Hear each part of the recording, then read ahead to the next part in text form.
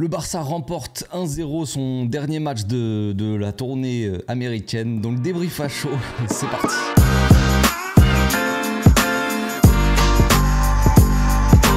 Au passage, n'hésite pas à nous rejoindre si c'est pas encore fait et à partager la chaîne autour de toi, ça fera plaisir à tonton. Réveil un peu compliqué, hein, franchement, je suis éclaté. Donc on va essayer de faire ça tranquillement. On va essayer de ne rien oublier parce que mine de rien, bon, il y a quand même beaucoup de choses à dire sur ce match. Dans un premier temps, on est parti avec une petite rotation quand même dans l'équipe. Marcos Alonso à gauche, on a eu peur. On a eu peur un petit peu de voir Marcos Alonso, mais vu qu'en face c'était Pulisic, on peut dire que Marcos Alonso était plutôt tranquille parce que finalement l'autre il était pas réveillé non plus, il était comme moi frère. Il était sur le terrain, il était tout aussi endormi, donc c'était assez facile pour Marcos Alonso de défendre. En défense après, bon pour le reste il y avait Eric Garcia, Koundé dans l'axe avec Araujo à droite, une charnière centrale plutôt intéressante. C'est un match amical, j'allais dire c'est que le Milan. C'est un match amical, mais c'est sûr que ce Milan là, même si c'est un match amical, peut se poser quand même pas mal de questions je pense, parce que quand on regarde le match, déjà, bon, Leao, Giroud, Pulisic, comment te dire? On dirait une équipe de D2, les types, hein. Alors, je vais pas être méchant, mais vous m'avez compris, franchement, Leao, pour moi, déjà, ceux qui me suivent un petit peu, j'en ai déjà parlé vite fait, moi, il me fait pas rêver, ce joueur-là, je comprends pas le délire, mais bon, c'est un match amical, on va dire, donc on va être gentil. Mais quand tu te fais peut-être par Koundé, par Eric Garcia, par tout le monde, en fait, au bout d'un moment, des choses qui se passent, quoi. Donc, même Eric Garcia et Koundé qui ont peut-être Giroud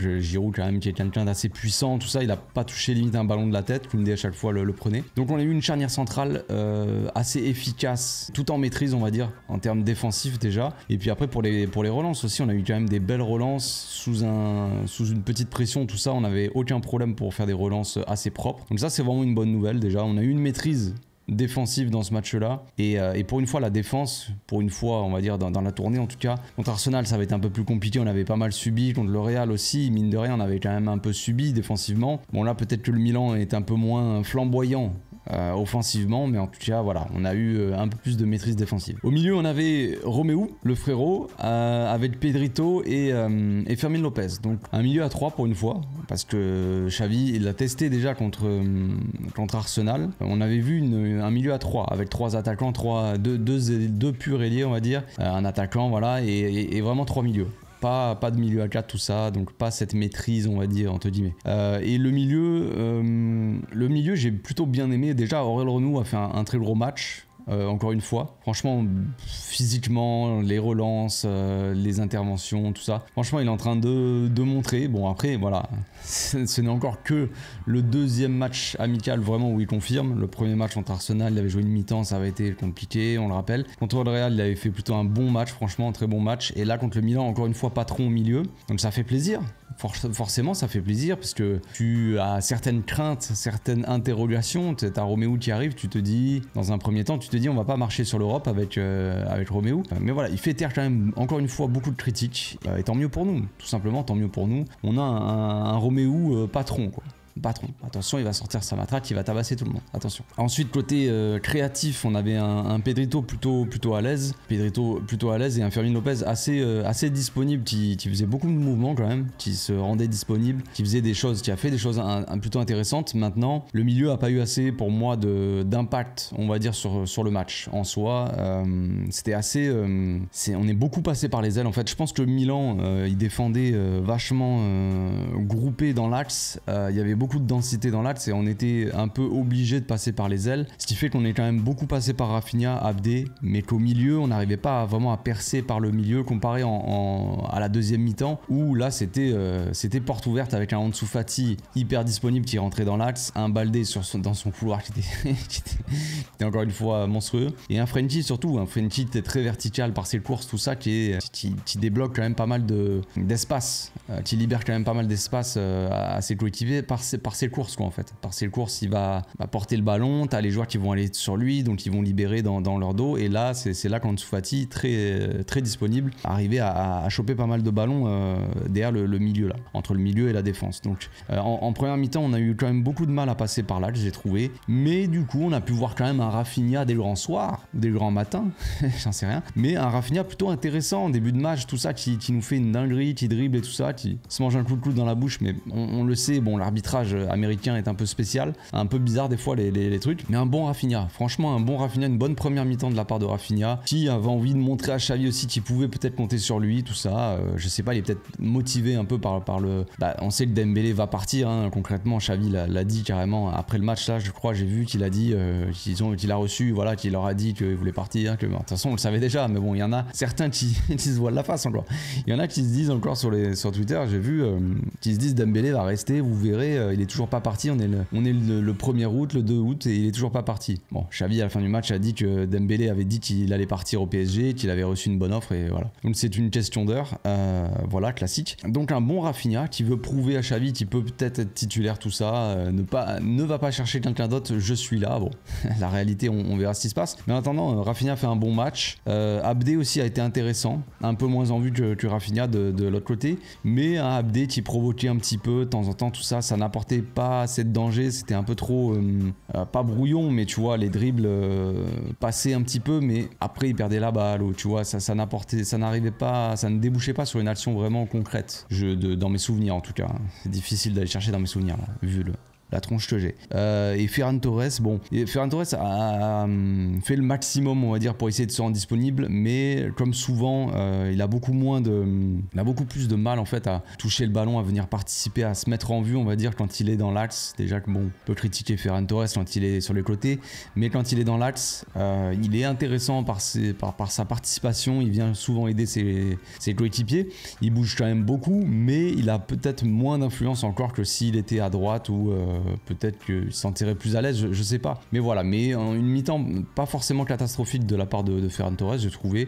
Il a pas marqué, il a failli, mais il a pas marqué. Il y a eu Koundé qui a tiré sur le poteau et Ferran qui la reprend, mais je crois que c'est un sauvetage de Maignan. C'est dommage, ça l'aurait mis un peu plus en confiance encore une fois, mais c'est bien. C'est bien. Une bonne première mi-temps en fait, tout en maîtrise. On a maîtrisé notre sujet quand même quasiment tout le match, sauf fin de match où le Milan quand même a eu un peu plus d'occasions, je crois. Mais un match, on va dire, tout en maîtrise. Bonne défense en fait. On n'allait pas forcément les chercher très haut en termes de pressing, même si Rafinha a fait quand même pas mal d'interceptions, tout ça, et qui débouchait sur des contre-attaques. Mais ouais, une défense, tu vois, bien en place. Un bloc équipe assez bien en place, et le Milan a jamais existé en fait. On n'a jamais vraiment été dangereux. En tout cas en première mi-temps, vraiment quasiment aucun danger dans mes souvenirs. La deuxième, bon voilà, comme j'ai dit, un peu en fin de match, de temps en temps quand même, mais il fallait bien avoir 2-3 occasions. Donc à la mi-temps, pas mal de changements. Lewandowski qui rentre, Ansu Fati aussi, qui d'autre, Frenkie, Baldé aussi. Frenkie, franchement, il a changé. C'est le nouveau Frenkie, le Frenkie un peu plus agressif, un peu plus peut-être en confiance, un peu plus sûr de lui, un peu plus patron, le Frenkie capitaine, j'ai envie de dire, hein, tout simplement. Il prend ses responsabilités et franchement, ça se sent quoi. Vraiment, ça fait toute la différence. Comme quoi, des fois, un peu de confiance en un joueur et peut-être, tu vois, un rôle comme ça de capitaine, l'équipe comme ça l'a voté. De toute façon, c'est les joueurs qui votent, le vestiaire qui vote pour les joueurs, pour les capitaines. Et le fait de l'élire comme ça capitaine, eh bien, le mec, peut-être qu'il se sent un peu plus responsable envers ses coéquipiers, un peu plus, tu vois, qui doit montrer l'exemple. Et franchement, dans l'attitude, on voit un Frenkie quand même très différent des dernières années qu'on a vu. Donc c'est vraiment, peut-être qu'on va assister à une saison vraiment monstrueuse de la part de Frenkie, ça m'étonnerait pas en tout cas. Et en attaque, bon bah après voilà, on a quand même Lamine Yamal qui est rentré, qui a fait plutôt une très bonne rentrée, qui a été intéressant face à Théo Hernandez.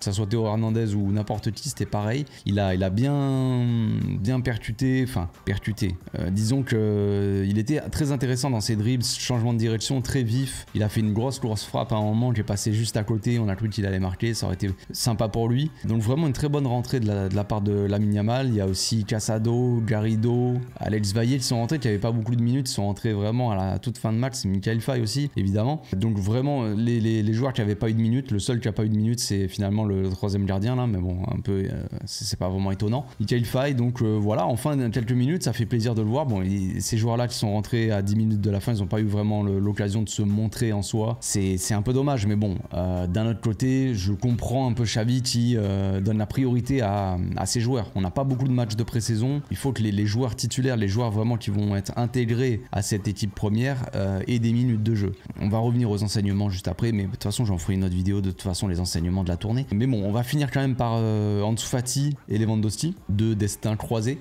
Ansu Fati vraiment qui est vraiment bon, vraiment qui fait des très bonnes rentrées. Avec Baldé, il y a une association quand même très intéressante sur ce côté gauche, dans ce couloir là. Ansu Fati très disponible, beaucoup de mouvements. On sent un Ansu, j'ai l'impression en tout cas, on va pas trop s'enflammer, mais on sent un Ansu Fati un peu plus, qui a un peu plus de peps, tu vois, un peu plus de pêche.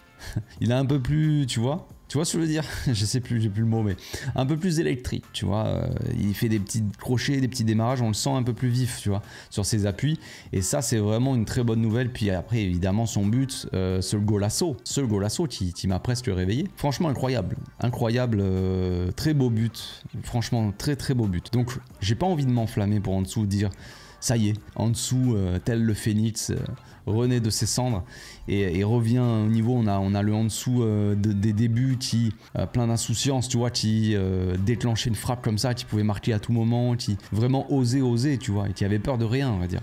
Un peu cette fougue de la jeunesse, tu vois. Et vraiment, c'est un peu cette impression-là que Ansu Fati me laisse. Maintenant, j'ai pas envie de m'enflammer, comme je l'ai dit. On sait jamais. J'ai pas envie d'avoir de clim et d'être déçu encore une fois. Mais franchement, c'est bien. Ce que fait Ansu Fati, de toute façon, il avait fait une bonne fin de saison. C'était une fin de saison, donc on se disait, bon, c'est la fin de saison, voilà. Maintenant, c'est un peu tard, tu vois. Mais là, la préparation, elle est plutôt bonne. Pendant l'été, il a travaillé, il a bossé, à mon avis, très dur. Physiquement, on a senti un Ansu Fati qui revenait très en forme. Là, dans les matchs de pré-saison, de ce qu'il a montré, il est très bien aussi. Dans la rotation, il aura son mot à dire aussi, je pense. Donc c'est vraiment une bonne nouvelle. Maintenant, il y a Lewandowski qui me déçoit concrètement. Franchement, je suis assez déçu de Lewandowski de la pré-saison déjà, de base. Alors oui, il a marqué un but, je crois, contre le Real ou contre... non, c'était contre Arsenal, je sais même plus. Mais bon, un Lewandowski dans son apport dans le jeu qui est vraiment pas fou.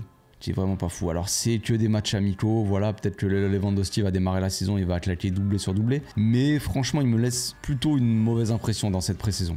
J'espère que là c'est le Lewandowski en fait dans la continuité de ce qu'on a vu après la Coupe du Monde. Il y a eu un Lewandowski avant la Coupe du Monde et après la Coupe du Monde, et là c'est un peu tristouné ce qu'on voit. C'est un peu tristouné. On a un Lewandowski qui met du temps à se décider, qui met du temps à frapper, qui galère pour contrôler des ballons les plus simples possibles. Donc franchement, moi ça commence peut-être un peu à m'inquiéter. Je m'inquiétais pas la saison dernière, je me disais bon, c'est Lewandowski. Voilà, il n'y a pas de problème, il a un petit coup de moins bien, il va redémarrer la pré-saison, il va démarrer fort comme la saison dernière. Je sais pas, j'espère, hein, franchement, j'espère me tromper, mais là, de ce que je vois, franchement, je suis plus inquiet que rassuré. Donc un peu, voilà, ce qu'on peut retenir un peu des enseignements de cette tournée en rapide, quoi, c'est déjà, dans un premier temps, bon, en termes de système d'animation, Xavi a testé le 4-3-3, on va dire, avec vraiment 3 milieux en soi, et avec 4 milieux. Contre le Real, on avait 4 milieux, donc on peut se dire que contre vraiment les matchs qui importent en soi, parce que dans la tête, je pense que le Classico, c'était le match le plus important pour le Barça, pour les coulées et tout ça, pour Xavi, pour les joueurs. C'est un peu le rival ultime du Barça, forcément, les autres, bon, voilà. Donc contre cette équipe-là, on a joué avec 4 milieux, mais contre les autres, Xavi, il n'est pas resté sur son 3-4-3, on va dire, même si dans l'animation, là, Baldé, il montait énormément dans son couloir, Ansu Fati rentrait dans l'axe, à l'image de Gavi, mais peut-être avec un côté un peu plus offensif forcément puisque c'est Ansu Fati, mais voilà, avec 3 milieux, 3 attaquants, et ça il l'a testé contre Arsenal et là titulaire d'entrée contre le Milan. Donc déjà dans un premier temps, voilà, je retiens ça. On retient aussi qu'il a énormément compté quand même, mine de rien, sur Fermin Lopez. En termes de temps de jeu, on attendait Lamine Yamal, on attendait Mikayil Faye, voire on attendait peut-être Casado, Garrido, tu vois, les jeunes un peu. On voulait voir un peu ce que Xavi allait faire avec eux, s'il allait leur donner du temps de jeu, leur donner un peu d'importance. Comme je l'ai dit tout à l'heure, je pense que Xavi l'a priorisé, vu qu'il n'y a pas beaucoup de matchs, vu qu'on a loupé en plus de ça un match de pré-saison, ce qui n'aide pas non plus. Si on avait eu ce premier match de pré-saison, peut-être qu'il aurait fait un peu plus jouer les joueurs qui n'ont pas eu trop de temps de jeu. Quand on voit le temps de jeu qu'il a donné à certains, par exemple, on peut se dire que Fermin Lopez, il aura un rôle à jouer cette saison. C'est plutôt plus ou moins ce qui s'est dit dans les médias, mais concrètement, voilà, si on regarde purement sur le temps de jeu, on peut confirmer ça, je pense. À moins que, voilà, il se passe, on fasse venir un autre milieu créateur, un truc comme ça. Mais là, concrètement, Fermin Lopez, on peut se dire qu'il sera dans la rotation de l'équipe. Voilà, on a vu aussi un Aurel Romeu dans cette pré-saison, dans cette tournée américaine plutôt bon. Voilà, comme je l'ai dit, il n'y a pas eu beaucoup de matchs, c'est un peu dommage. Mais de ce qu'il a montré, il monte un peu en puissance, on le sent un peu plus à l'aise. Aux côtés de Frenkie, je pense que ça va faire très mal. Voilà, je m'avance un petit peu, mais je pense que ça va être pas trop mal. Après, forcément, il y aura les matchs de Ligue des Champions, il y aura des matchs à haute intensité, à haute pression, tout ça, ça sera pas les mêmes choses que jouer contre Gijón, Valladolid, c'est le Paris Saint-Germain. Bref, ça sera pas le même délire. Donc forcément, on verra quand la Ligue des Champions va démarrer. On le sait, on l'a vu la saison dernière, on s'est un peu enflammé, bonne pré-saison, bon début de Liga, on était tous excités. Puis après, il y a eu le tirage au sort de la Ligue des Champions, ça a mis un petit coup derrière la tête. Ah oui, on prend l'Inter et le Bayern, ok, bon, on va voir. Et puis après, une fois que ça a démarré, les joueurs qui étaient plus présents, les joueurs qui faisaient n'importe quoi, pas forcément les bons choix de la part du coach, tout ça, il n'y a pas grand chose qui allait en fait. Et même si le match contre le Bayern par exemple il avait bien démarré, on perd quand même ce match, donc un sentiment un peu d'impuissance, les doutes qui reviennent aussi sur les matchs européens. Donc on attend de voir cette saison comment ça va se passer, mais on espère quand même des joueurs un peu plus en confiance. Donc, à l'image de Frenkie par exemple, à monter d'un étage sa confiance quoi. On voit vraiment, donc on va voir ce qui va se passer cette saison. Ce qu'on peut retenir aussi de cette saison, de cette pré-saison je veux dire, c'est Dembélé qui va se barrer, donc on va voir ce que ça va donner. Est-ce qu'on va aller chercher un autre ailier? C'est quand même très possible. Et est-ce qu'on va aller chercher un latéral droit aussi? C'est la priorité, et ça c'est quand même très possible. On a un Serginho Dest qui va sûrement partir, on a Julián Araujo qui est déjà en prêt à Las Palmas qui a signé, Koundé qui est comme seul on va dire latéral droit avec Araujo qui alterne. On va probablement, c'est la priorité ultime je pense, c'est d'aller chercher un latéral droit. Est-ce que ça sera Cancelo, est-ce que ça sera Fresneda, est-ce que ça sera les deux? Si on achètera Fresneda et qu'on l'enverra en prêt, est-ce qu'on prendra en prêt Cancelo avec l'obligation d'achat, tu vois, tout dans le genre, ça c'est possible aussi. J'ai hâte de voir ça, j'ai quand même hâte, comme je l'ai dit, j'en ferai peut-être une vidéo aussi, mais voir Rafinha avec Cancelo, c'est pas une si mauvaise idée que ça. Même si Rafinha est le titulaire, même s'il y en a qui disent que Rafinha ne doit pas être titulaire, qu'il apporte pas autant, machin, si vous voulez. Mais je pense que un Rafinha un peu plus en confiance et avec une deuxième année dans les pattes et qui s'entend mieux, avec plus d'automatisme, tout ça, ce qu'on a vu dans ce match-là d'ailleurs aussi avec contre le Milan, avec un latéral comme Cancelo à côté de lui, c'est quand même pas la même limonade. Voilà, je pense, c'est juste mon avis. Donc voilà, je pense que j'ai fait le tour les amis, j'ai hâte de voir ce début de saison, là dans une semaine à peine, on est le combien? On est le 2 août d'ailleurs, très belle date, hein. Je te souhaite un joyeux anniversaire si tu me regardes. Et donc là dans 6 jours on a le trophée Gamper, contre Tottenham, donc je serai au stade, je ferai sûrement une petite vidéo sympathique, on verra un peu comment ça se passe. Voilà, je vous laisse ici les amis, passez une très bonne journée, j'espère que pour ceux qui se sont réveillés pour le match, vous avez tenu bon, c'est bien. On peut aller se coucher maintenant. Donc on se retrouve bientôt, d'ici là portez-vous bien, passez une très bonne journée encore, ciao.